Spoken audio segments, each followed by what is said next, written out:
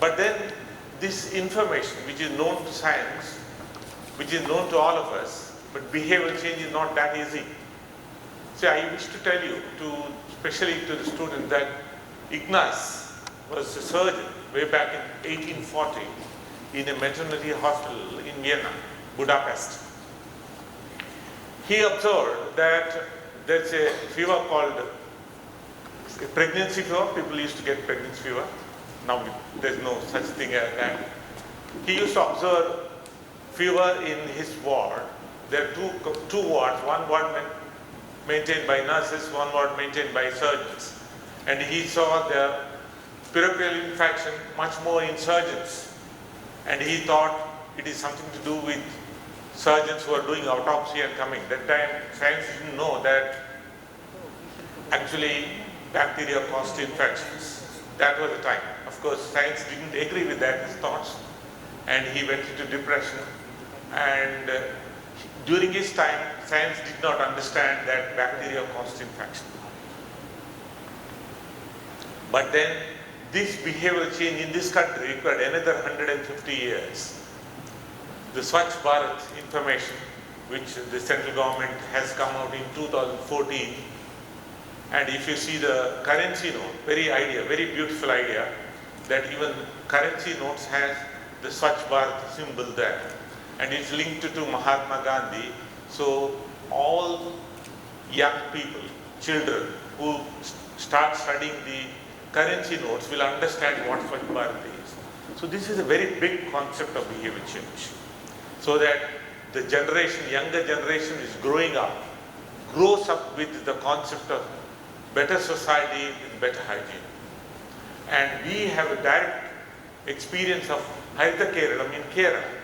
Haritha Keralam is not only the waste disposal at homes, but it also has a sanitation through water. So I think for Keralites, Haritha Keralam, we are very close to that, and we are experiencing it every day. So the behavioral change takes time, and that has resulted in later in a very big movement by the government, where government said use mask, do the hand hygiene to control infection. So that is what during COVID it happened. And then there was a study which recently published last year in the Lancet Regional Health. They compared the infection rate of this particular virus through the confirmation through the Virus Research Diagnostic Laboratory Network in India, 2022 to 2020 to 22 and 22 to 24. Pre-COVID, during COVID and post-COVID, they've recorded the significant change in the incidence of the virus. And of course, there was also a significant change in the waterborne infections. So what is it happening? So we are very proud of our Kerala model. Kerala model is because we have very strong health infrastructure. If I remember 35 years ago, the patients used to travel to Manipal for a dialysis. Today you go across the PHC in Peria, there's a dialysis machine. So that is the difference which Kerala has achieved. And that is affordable because we have schemes like Karunya scheme and Karunya Arogya Paddhati. This makes all the economically backward people access the best of the facilities. So that is the part of the developmental goal in this state. The determinants include not only allopathy, it also includes Ayush. That's important. The Ayush in this in this state is contributing to the universal health care. If you go to any PHC, there is no PHC which is not having a doctor. There is no PHC which is not having a nurse. No PHC, Ayush which is not having a doctor. So that is very special to Kerala model. And that is, of course, we have introduced lockdown in Calicut district much before lockdown is known to this country in COVID, during Nipah in 2018. So what is this Kerala model after all? Is that this is a very small place called Perambra Panchayat. You can see this is an overview of the Perambra Panchayat. And this lady was working in that building. In this building, one of that is the hospital. You cannot even locate where the hospital. In this building, this lady was working. Her nurse was Lini. And she, in 2018, recognized a patient dying in her ward, and she thought this is a very deadly infection which is causing. And she realized that she also contracted disease. And then she called for an ambulance, asked her to be transported to Medical College Hospital in Kozhikode, and asked for isolation in the ambulance itself. You see the amount of knowledge which nurses have in this state. And she said she has a very deadly infection and she needs to be isolated to prevent it to spread to the people. See, that is what Kerala model is. That the last worker in the healthcare sector is also aware of the public health. And she said she didn't see her children. Her body was cremated immediately, and because of her action, she saved thousands of lives in Perambra and Koilandi Taluk. And she was awarded, President of India awarded a Nightingale Award in 2019 to her posthumously. But what is that? With all this control of infection, what's happening? There is a paradox that we are all trained. We are all trained that our health system is very well. It can cater to any kind of emergency. For example, if you remember Manmohan Singh saying something when he was a Prime Minister, that when there was a disaster which happened in Tamil Nadu, when the US and UK government said, we will send help, she said, no, our country is capable of managing our illness, our health disasters. He said, long ago he said that. And our system has improved much more. And our system has acute care is very good. Our infrastructure is very good. The control of infection is leading to but surfacing of the chronic diseases. The question is, can the acute care healthcare workers, which we are all trained, all government hospitals if you go, all doctors, PGs running around managing the acute event over a chronic. We are very well trained in managing the acute event. Whether this workforce is enough to train the rising tide of chronic disease. That's an epidemic which is happening in this country. So what is that epidemic? It is, diabetes is as big as UK. It's 65 million people are affected with diabetes. 28% of the deaths from the cardiovascular diseases. And lot of out-of-pocket expenses for people because there's an acute event over the chronic event, chronic disease, which is not cared very well. So, and then again, forgetting Kerala, there are a lot of rural camps across the country for the management of the chronic care. And people don't go to the villages. So what happens to somebody who gets a chronic disease? Let's say, take a small example of a diabetes. Diabetes, after say 5 years down the line, the patient goes out of control. Then let's say he gets more than required, he has to go to the doctor. Then the doctor says, how long do you have diabetes? I have 10 years diabetes. What's happening? I'm taking drugs, but I'm not getting control. Then he refers to the endocrinologist, say you get your glucose control. Then you go and check your eye. Then go and check your kidney. Go and check your heart. Go and check your nerves.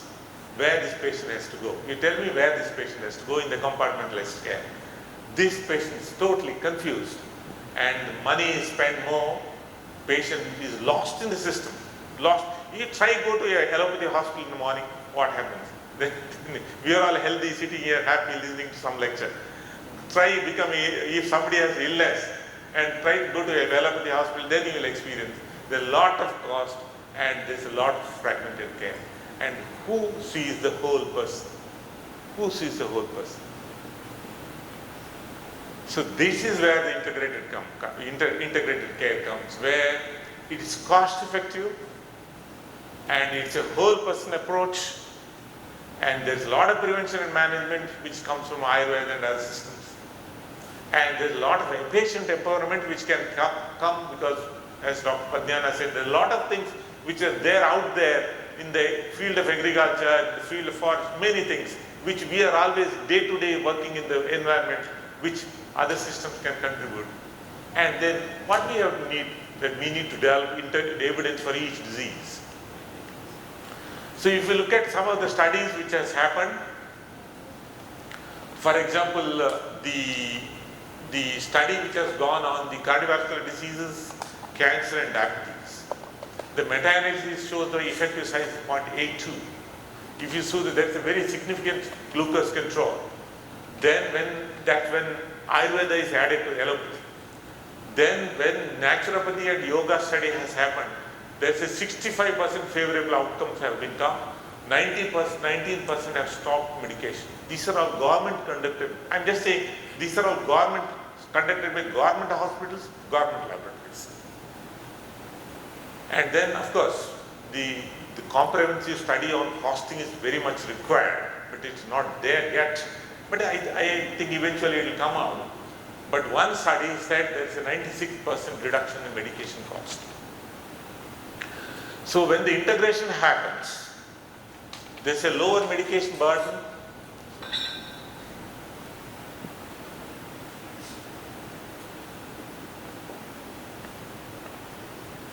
fewer referrals which happens, because total, these patients start managing chronic care on their own. Reduced hospitalization. If you reduce hospitalization, so much of expenditures come down, and then patient acceptance is more.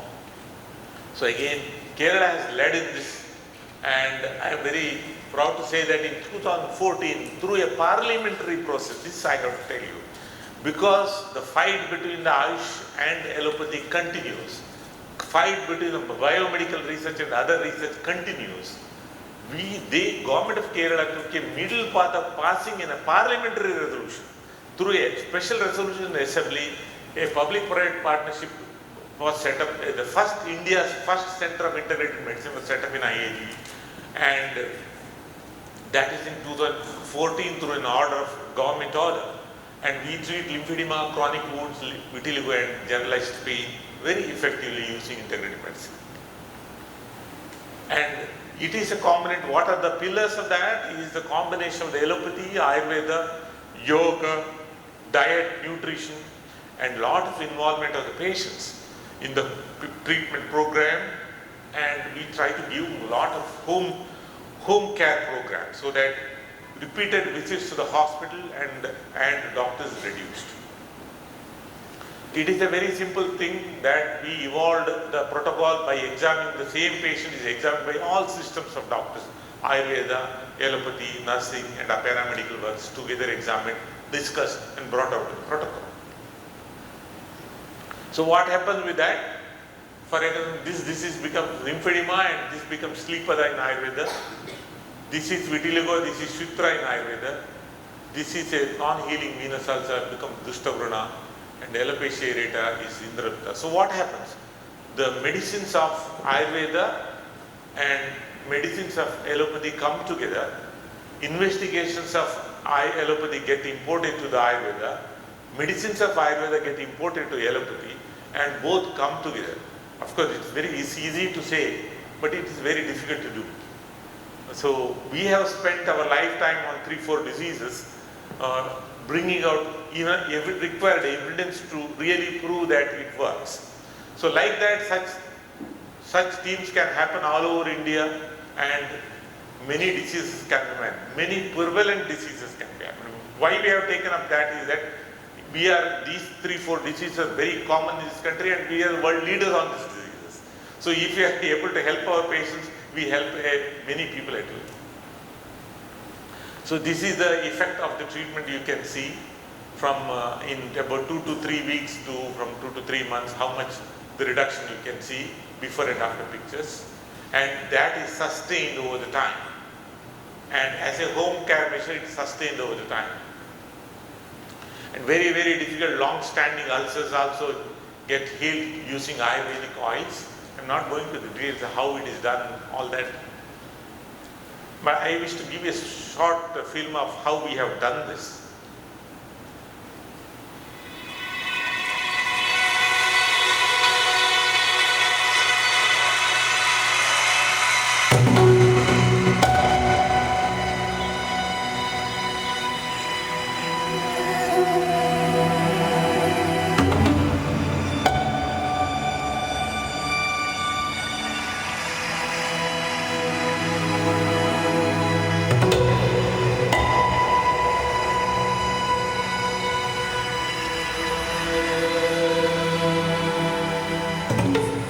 लगभग 3 साल तो मुझे पता ही नहीं चला, 4थे साल में पता चला कि ये फाइलेरियासिस है। मैं पूरा मतलब मेरे फैमिली पे डिपेंड था, मैं खुद ब खुद कुछ नहीं, पलंग पे बैठा रहता पूरा दिन, पलंग खाली नहाने और बाथरूम जाता था वो भी सपोर्ट से जाता था किसी, मैं खुद ब खुद नहीं चल सकता था। हमारा घर भी बेचना पड़ा हमको। Lymphatic filariasis or LF has afflicted people in the tropical areas of the world for thousands of years. Although prevention has been made possible, a definitive cure has evaded the disease. Now, there is a new ray of hope. A flurry of activities in filariasis research has provided new insights into potential treatment regimens, including integrated therapies from age-old traditions of Ayurveda and yoga combined with allopathy. At the Institute of Applied Dermatology in Kasaragod district of Kerala, a group of doctors, experts, nurses and therapists are helping patients overcome this disability.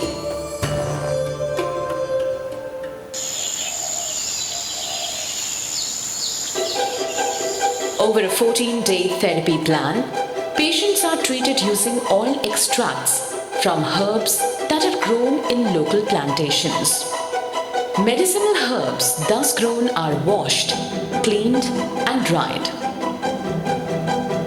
The herbs are then ground into a paste and boiled in large vessels. From this extracted oils, which form the basis of this therapy, affected limbs of patients are soaked and washed in herbal solutions. Patients then undergo massage therapy, which uses these oils, thus helping in the drainage of lymphatic fluids. Patients get compression therapy with stretchable bands wrapped around their limbs to prevent further swelling. Yoga helps to drain the lymph from the lymphatic system. So IID has developed a yoga protocol to treat lymphedema patients, which will help in imparting the dermal stretch, the muscle strengthening, muscle pumping and the joint movements. This will help the lymph to flow from the periphery to the central part. Ultimately, the goal is to reduce the limb size and reduce the morbidity of the patient. और अभी देखा तो इतनी जल्दी growth कर गया कि मैं सोच भी नहीं सकता था कि इतना जल्दी पैर कम हो गए। मेरे रिश्तेदार भी देखते, मेरे गांव के लोग भी देखे, मेरे फ्रेंड्स भी देखे, तो बहुत जल्दी पैर क्लियर हो गए इधर। This is one treatment which has been successful for lymphedema, especially for lymphatic filariasis. India is committed to eliminate lymphatic filariasis by 2027, which is 3 years ahead of the global target.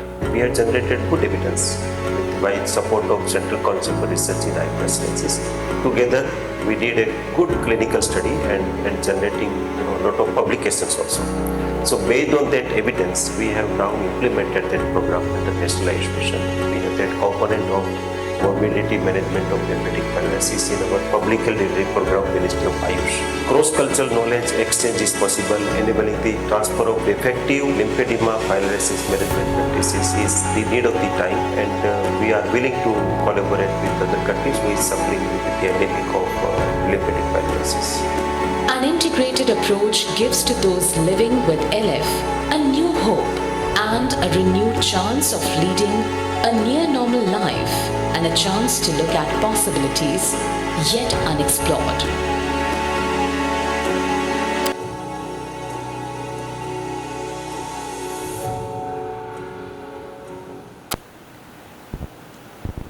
So it's not that a program will not, government recognizes that. Now it has become a national program as a part of the National Ayush Mission. So the part of the chronic care should also include patient empowerment. See, you look at here how we empower the patients. The part of this treatment can be done at home and then continued as a self-care program. So from Swachh Bharat to Swasth Bharat, we need to have some changes in our attitude, especially healthcare workers' attitude, where we have to redefine the physician's role, just not manage the acute care. We should also look at the chronic care. We have to empower our patient families. System integration has to happen. Already government is doing a co-location of Ayush with the allopathy hospitals. But lot of cross training is required, which will happen in future.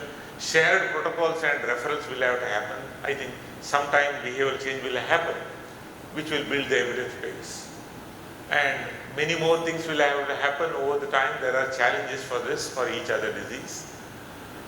So, just I will conclude with a case study of what happens, the outcome is that if this is kind of a patient which we have. If you look at North India, about 18% of the patients are of this size. And we have about 2.5 crore patients in this country, out of which we have the data, about 18% of the patients have very large limbs, more than 20 liters each limb. So huge limbs are that. This is exceptionally big. We were not able to measure this patient. When we measured, the limb had 140 liters. But then integrated medicine can still work on that. Let me share you how it happens. मिलिए बैजनाथ कुशवाहा जी से। उत्तर प्रदेश के जनपद प्रयागराज के नैनी क्षेत्र निवासी 4 महीने पहले तक उनकी जिंदगी केवल बिस्तर तक ही सीमित थी। इसका कारण था लिम्फेटिक फाइलेरियासिस यानी कि हाथी पांव।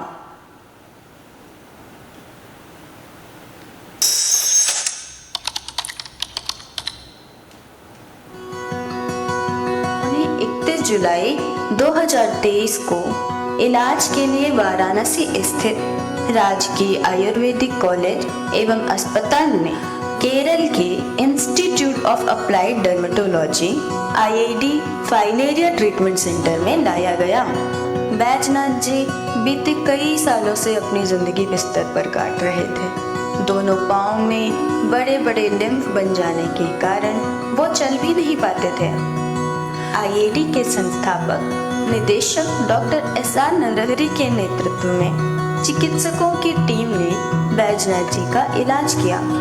उन्हें आधुनिक दवाओं के साथ साथ योग एवं आयुर्वेद के प्राचीन तरीकों की एकीकृत चिकित्सा उपलब्ध कराई गई। दिन प्रतिदिन लिम्फ की संख्या घटती चली गई और पांव की सूजन भी कम होने लगी। इससे बैजनाथ जी का आत्मविश्वास भी और मजबूत होता चला गया। उनका 3 महीनों तक लगातार एकीकृत इलाज हुआ। बैजनाथ जी ने वो हासिल किया जो एक समय असंभव लग रहा था। वे फिर से बिना किसी की सहायता के स्वयं से चलने फिरने में समर्थ हो गए। उन्हें 6 नवंबर 2023 को छुट्टी दी गई और उस समय बैजनाथ जी की जिंदगी पूर्ण रूप से बदल चुकी थी। इंस्टीट्यूट ऑफ अप्लाइड डर्मेटोलॉजी के स्वदेखभाल एकीकृत इलाज को धन्यवाद है। IID का एकीकृत इलाज वर्षों के शोध और वैज्ञानिक अध्ययन से तैयार किया गया है। इसे ब्रिटिश जर्नल ऑफ डर्मेटोलॉजी ने भी लिम्फेटिक फाइलेरियासिस से होने वाले लिम्फेडेमा के इलाज का सबसे कारगर तरीका माना है। भारत सरकार के राष्ट्रीय आयुष मिशन ने लिम्फेडेमा को प्रभावी ढंग से नियंत्रित करने के लिए IID द्वारा विकसित उपचार प्रोटोकॉल को अपनाने का निर्णय लिया है और इसे सार्वजनिक स्वास्थ्य कार्यक्रम का अंग बनाया है। IID bill and Melinda Gates foundation के अंतर्गत लिम्फेटिक फाइलेरियासिस हाथी पांव के मरीजों को मुफ्त इलाज मुहैया करा रहा है। इस कार्य में उत्तर प्रदेश सरकार और आयुष मंत्रालय से भी मदद मिल रही है।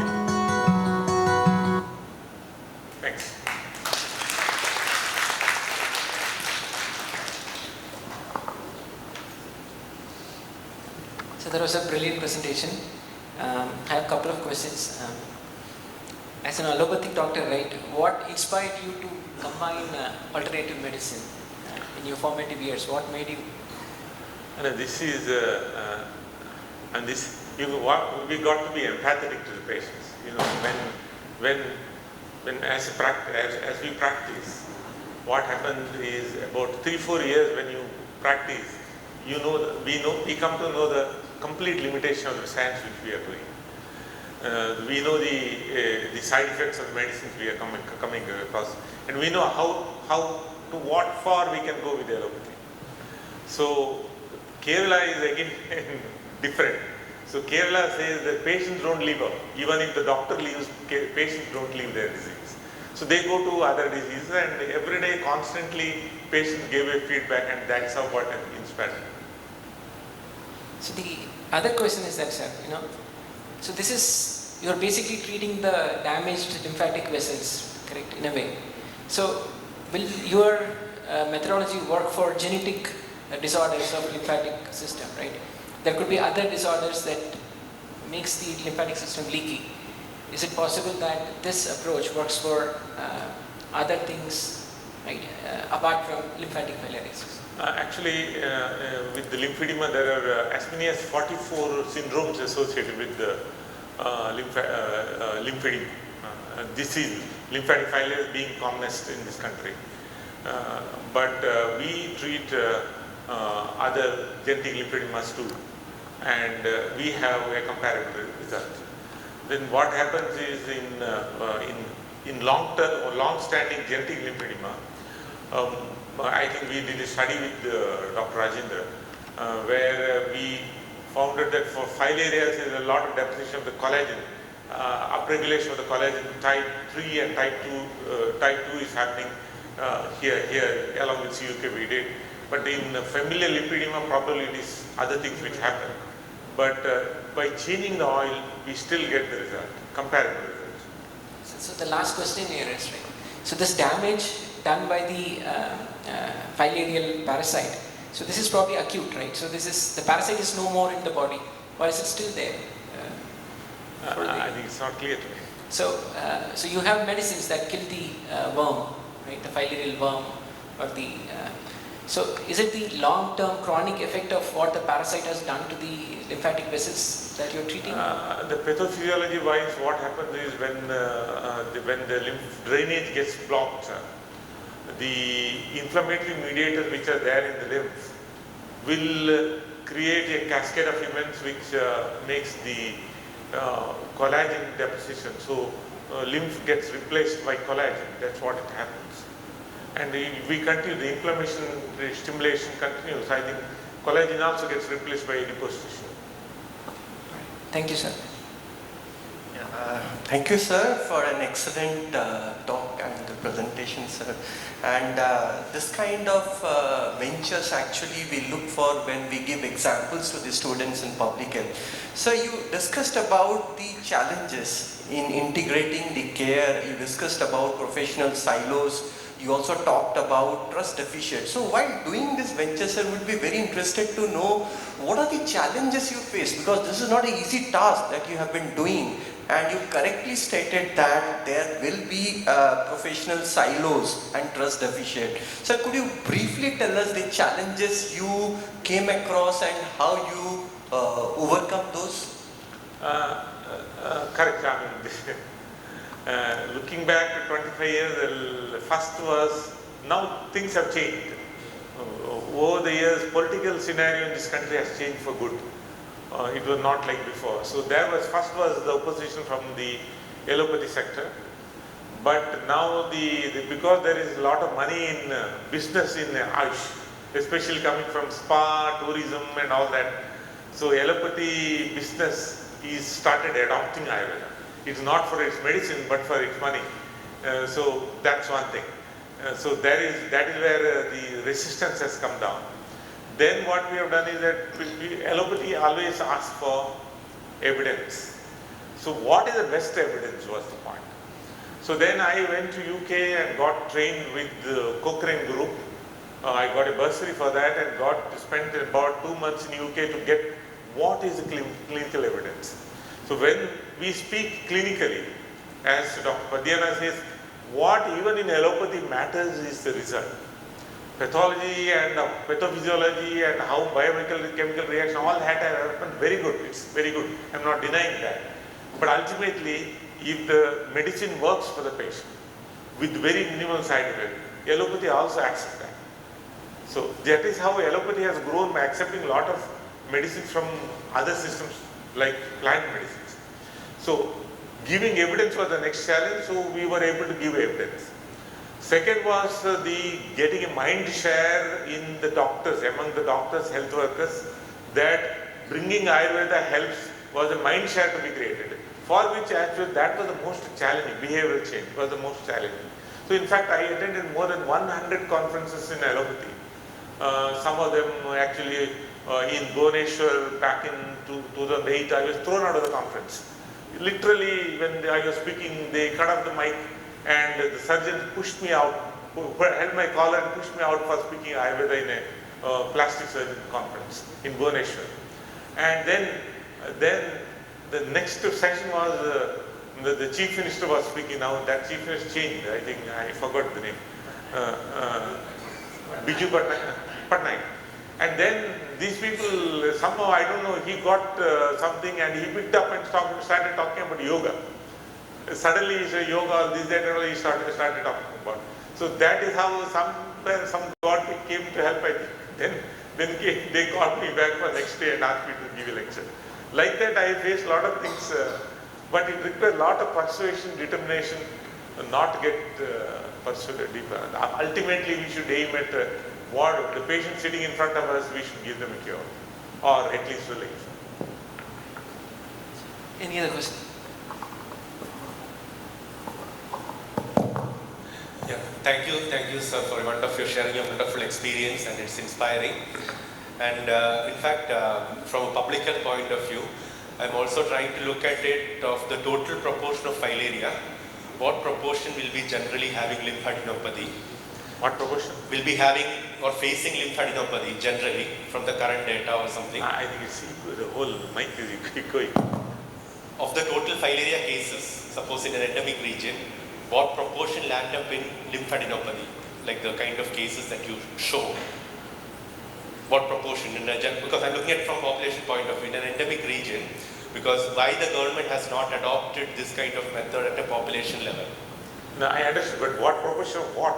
Lymphadenopathy. Lymphedema, I think all the lymphatic filaria infection, they say that only 10% manifest with lymphedema. 10%. Only. That's one estimate, but the real world study is not there. But all patients who get lymphatic filaria infection do not manifest lymphedema. Do not manifest lymphedema. And particularly MDA has controlled filariasis in a big way in this country now. Although we are late, but MDA has been successful, especially, of course, we have eliminated, Kerala has eliminated lymphatic filariasis. Totally eliminated lymphatic filariasis. We have about 22,000 lymphedema patients. But because government is also proposing the usual filaria control program at the DEC medicine as a basis to kind of treat for the larger group when it comes to endemic region. So that's one part of it. But we recently did a review of how much of lymphatic filaria infection causes lymphedema. But there is no clear-cut conclusion of what it happens, but all do not manifest with lymphedema. I agree. Yeah, thank you. And the second part is, are there also experiences of Ayurvedic doctors doing integrative medicine in a much more popular way? Because there are the, what we call the legal issues. Because currently the law is very strong when it comes to when an allopath cannot practice Ayurveda as vice versa. So are there also experiences? Because the traditional understanding philosophically is that when multiple knowledge systems come together, the dominant rules. That's a larger understanding unless it is not democratically looked into. So are there also experiences where Ayurveda doctors do integrative medicine in a large scale with experience? I don't know, I'm just asking that. I don't know if I'm answering you rightly, but when we began the program, that time Supreme Court came with a judgment of somebody in Delhi went to the Supreme Court saying a homeopathy doctor giving allopathy drug. And then Supreme Court at that time gave a judgment that cross practice is not possible. So that is the time when we started the program. It was very difficult at that time, as you said, the challenge. We addressed it differently by taking a consent from patients to take the treatment, and we got allopathy doctor, Ayurveda doctor to treat separately, consent and all that process. But after that, in 2017, the government has changed the policy. they made 2017 the national health policy came, and in the national health policy integrative medicine is part of it. So now the ICMR, which is highest body in the country for health, is also advocating for integrative medicine. So ICMR has come out with a framework of how integrative medicine can be practiced. Now both Ayush and DGHS are working together for the co-location and cross-training. But I think I didn't answer you completely because there is no complete clarity about the policy. Even in the NABH, when they approve, the NABH approves the allopathy, Ayurveda separately, but they don't approve the integrated medicine hospital, even now. But although 2017 there is a policy. Sir, you explained the fragmented paradigm of medical care. Fragmented paradigm of medical care. My question is regarding what about the trajectory of one planet, one health? The ultimate tagline is like that, one planet, one health. Sir, could you please? So I get a lot of reflection on this mic. Sir, one planet, one health. The latest tagline. One planet, one health. What passage?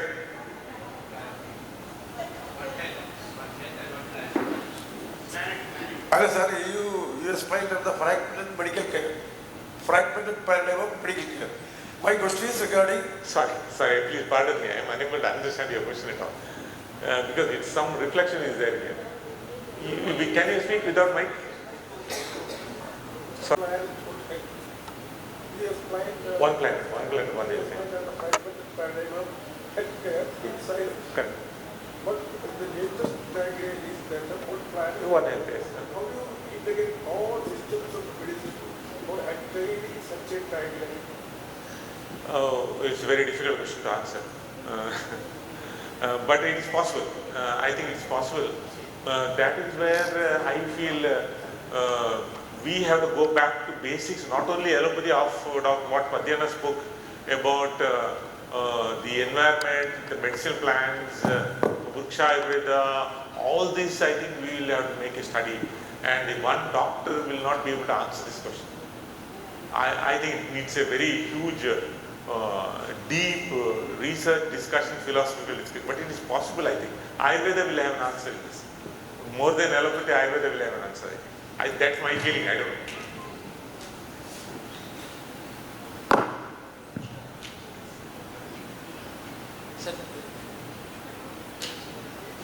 So, thank you so much, sir. I think with this we will close this session now. Thank you so much, sir. Thank you. Thank you, sir, for the interesting talk. As a token of our gratitude and appreciation, we would like to present a memento to our esteemed.